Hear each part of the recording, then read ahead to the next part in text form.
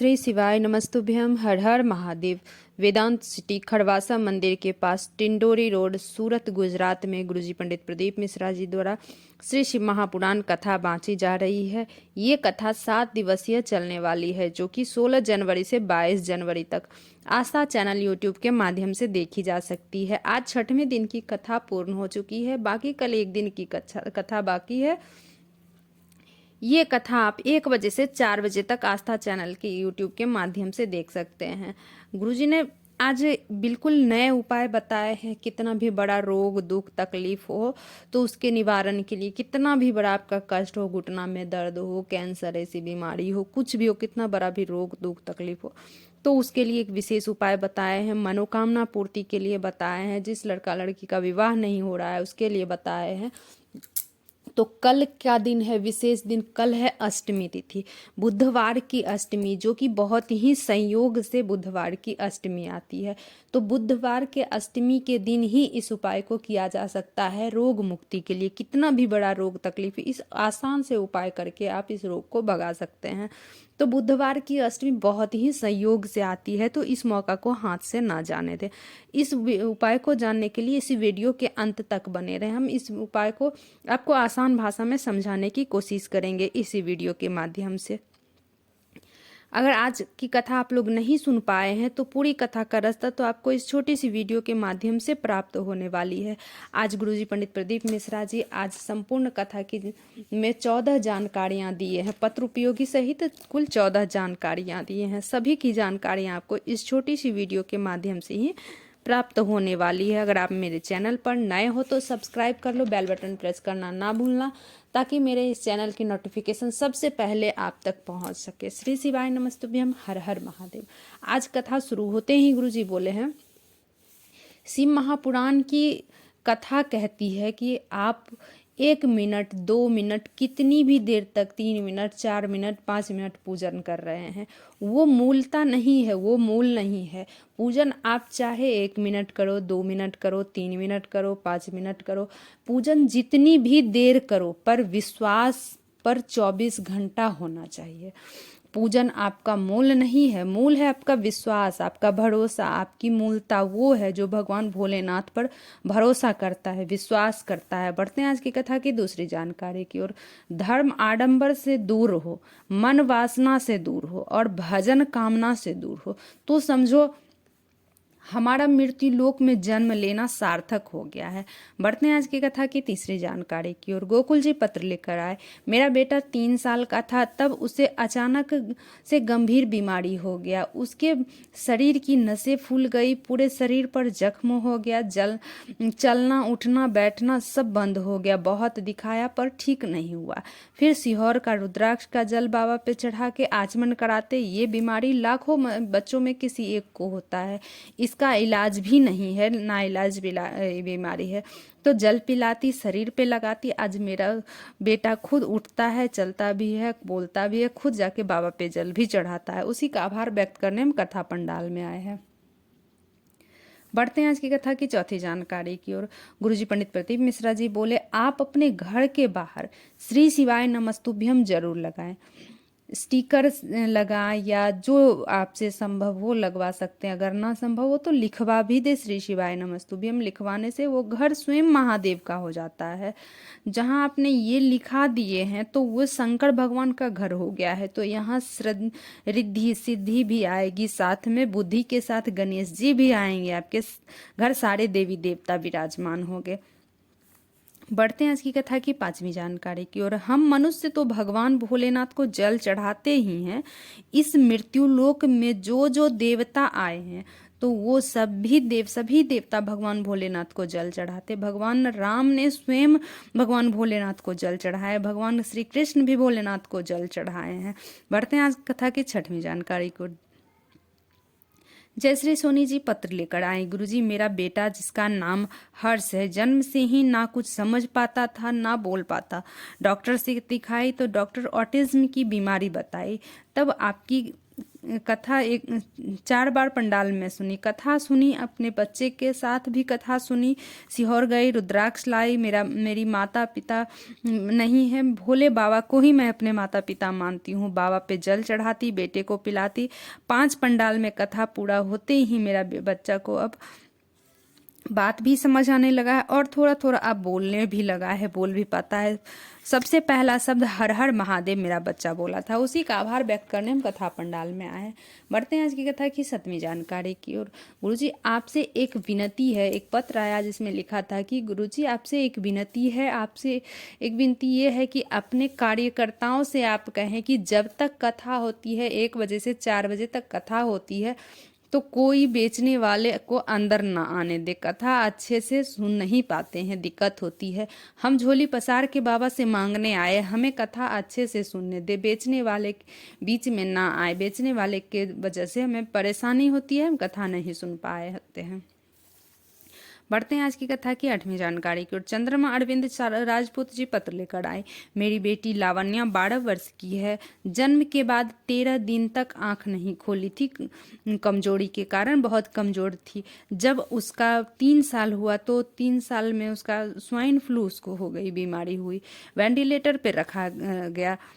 जब 10 साल की हुई तब निमोनिया हो गया। बहुत इलाज के बाद ठीक नहीं हुई तो डॉक्टर ब्लड कैंसर बता दिया।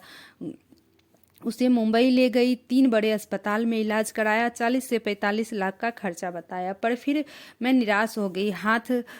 तब मेरी देवरानी ने पशुपति व्रत की मेरी बेटी के लिए, मुझे भी समझाई व्रत के नियम, और फिर सीहोर गई, रुद्राक्ष लाई, गला के देती। बाबा की कृपा से पूर्ण तरह से मेरी बेटी स्वस्थ है। उसी का आभार व्यक्त करने हम कथा पंडाल में आए। आज मेरी बेटी कैंसर मुक्त है। बढ़ते हैं आज की कथा की 10वीं जानकारी की ओर। रूपवती सोनी जी पत्र लेकर आई। 1 लोटे जल का मैं क्या वर्णन करूं। शर्त लगाई गई कि ज्योतिष ने कह दिया था कि इसका विवाह नहीं होगा। मेरे बेटा 44 साल का हो गया लेकिन इसका विवाह नहीं होगा। कोई साधु संत आया जो कि शर्त लगाया, लिख के भी दे दिया था कि इसका विवाह नहीं होगा।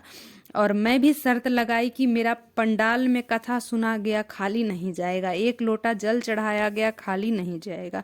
मेरा बेटा का विवाह होगा। मेरे बेटे की शादी हो गई। उसी का आभार व्यक्त करने में कथा पंडाल में आए। बढ़ते हैं आज की कथा की 11वीं जानकारी की ओर। लताबाई जी पत्र लेकर आई।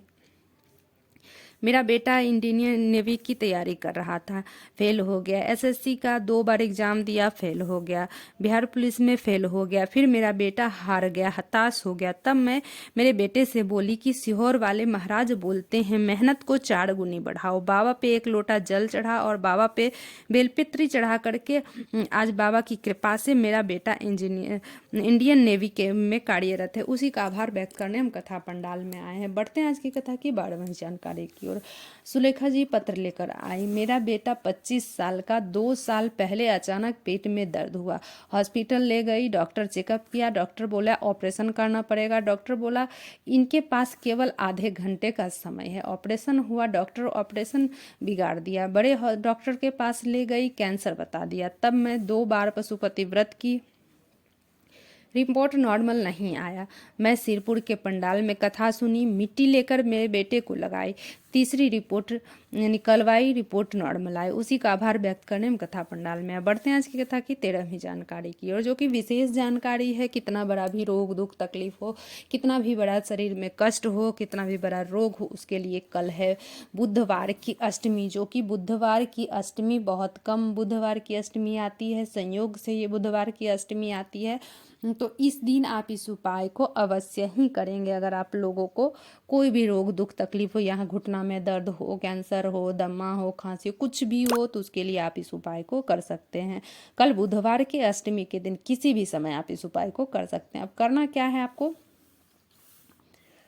ये उपाय बहुत संयोग से अष्टमी आता है, बुधवार की अष्टमी। तो जिस दिन भगवान गणेश ने एक राक्षस का संहार किया था, पहली बार दुर्वा चढ़ी थी उसी दिन भगवान गणेश को, तो वो बुधवार का अष्टमी का दिन था। इसीलिए ये दिन विशेष माना गया है, बुधवार की अष्टमी। करना क्या है, अब आपको 1 कटोरी मूंग लेना है। मूंग साबुत होना चाहिए। उसमें थोड़ा सा गुड़ लेना है, 5 बेलपत्री लेनी है। जिस आदमी को रोग हो, कितना भी बड़ा रोग हो, चाहे जो भी हो, तो उस आदमी के ऊपर आपको 21 बार उतार लेना है। भगवान गणेश के मंदिर चले जाएं, अब आपको वो उतार लेना है। 21 बार उतारने के बाद आपको चले जाना है भगवान गणेश के मंदिर। अब एक बात का आपको ध्यान रहे कि जिस कटोरी में आप मूंग लिए हो वो कटोरी भी नई होनी चाहिए। कटोरी पुरानी नहीं होनी चाहिए, कटोरी नई होनी चाहिए। अब आपको मंदिर जाकर करना क्या है, सारी सामग्री आपको कटोरी में ही रख लेनी है।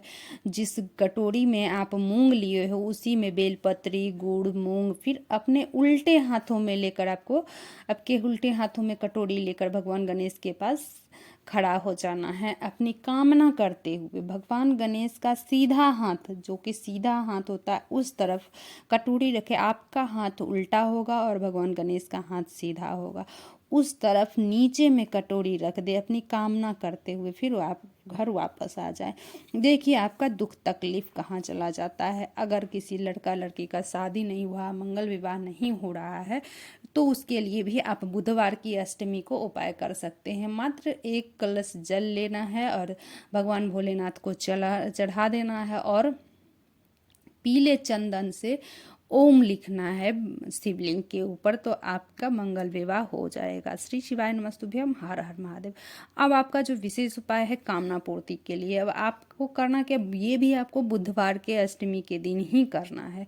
कल बुधवार 22 जनवरी बुधवार की अष्टमी है। आपको करना क्या है, 1 कलश जल लेना है, उसमें 7 चावल के दाने लेना है। ध्यान से आप उपाय को अच्छे तरह से समझ लें। 1 कलश जल लेना है और उसमें 7 चावल के दाने लेना है, जल के अंदर डाल लें।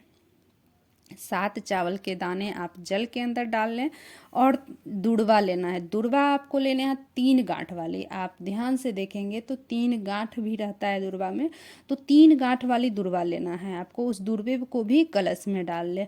अब आपको करना क्या है, 5 पुष्प डाल लेना है उसी कलश के अंदर। आप 5 कोई भी 5 पुष्प डाल लें, केतकी को छोड़ के। केतकी का पुष्प भगवान भोलेनाथ पे नहीं चढ़ता है, आप लोगों को पता ही होगा। तो केतकी के पुष्प छोड़ के कोई भी पुष्प आप 5 पुष्प उस कलश में ही डाल लें और फिर शंकर भगवान के शिवलिंग पर वो जल चढ़ा दीजिए। धीरे धीरे करके वो जल चढ़ाना है। जल का कलश आपके ओर होना चाहिए, इस बात का आप ध्यान रहें। जल का कलश आपके ओर होना चाहिए। आज 6वें दिन की कथा में बहुत भीड़ थी, उस कथा भीड़ को आप लोग देख ही सकते होंगे। तो आपको करना क्या है, उस कलश को जो आप जल चढ़ा रहे हैं, तो कलश आप जब भी प्रतिदिन जब जल चढ़ाते हैं तो जिस तरह से आप जल चढ़ाते हैं उसके उल्टे तरह से आपको जल चढ़ाना है। कल के दिन आपकी तरफ कलश होना चाहिए, जल आपकी तरफ गिरना चाहिए, उस तरह से आप कलश को करके जल चढ़ाना है आपको। प्रतिदिन तो सीधा कलश रहता है आपका, लेकिन कल के दिन आपका इस उपाय में आपका कलश उल्टा होना चाहिए, आपके तरफ जल गिरना चाहिए। दोस्तों, अगर उपाय से जानकारी से जुड़ी हुई कोई भी आपको जानकारी चाहिए इस वीडियो से जुड़ी हुई, तो आप कमेंट बॉक्स के जरिए पूछ सकते हैं। श्री शिवाय नमस्तुभ्यम, हर हर महादेव। आज की कथा में 6वें दिन की कथा है, जिसमें कि बहुत भीड़ जुटी हुई है, बहुत भीड़ है। और 7वें दिन की कल अंतिम दिन दिवसीय की कथा है, तो कल अंतिम दिवसीय की कथा को लेकर के आज गुरुजी बोले बहुत भीड़ है। ये शिव जी का आस्था और शिव जी पे आस्था और विश्वास सारे भक्तों का है, जो कि अंतिम दिन के कथा में बोला जाता है कि जो झोली पसार के मांगा जाता है, दिल से जो झोली पसार के मांगा जाता है कथा पंडाल में, तो वो जरूर ही मिलता है।